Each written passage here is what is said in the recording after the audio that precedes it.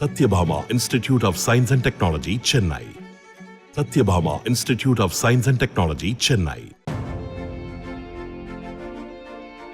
லடாக்கின் வாஷியில் ஒரே ஒரு குடும்பத்திற்காக அமைக்கப்பட்ட வாக்குச்சாவடியில் அக்குடும்பத்தைச் சேர்ந்த 5 பேரும் வாக்களித்தனர். லேயிலிருந்து 180 கிலோமீட்டர் தூரத்தில் உள்ள வாஷி கிராமத்தில் ஒரே குடும்பத்தைச் சேர்ந்த 5 பேர் வாக்குரிமை பெற்றிருந்த நிலையில் அவர்கள் வசிக்கும் இடத்திலே வாக்குச்சாவடி அமைக்கப்பட்டது. மின்சாரம், இணைய சேவை போன்ற வசதிகள் இல்லாத நிலையில் அருகிலுள்ள ராணுவ முகாமில் மின்சாரம் பெற்று வாக்குச்சாவடி அமைக்கப்பட்டிருந்த நிலையில் 5 பேரும் வாக்களித்தனர். அப்போது 85 வயதான மனைவியை 75 வயதான அவரது கணவர் முதுகில் சுமந்தும் சக்கர நாற்காலியில் அழைத்துச் சென்று வாக்களிக்க செய்தபோது அதிகாரிகள் கைத்தட்டி பாராட்டினர். முதல் முறை வாக்காளரும் இதில் வாக்களித்தார்.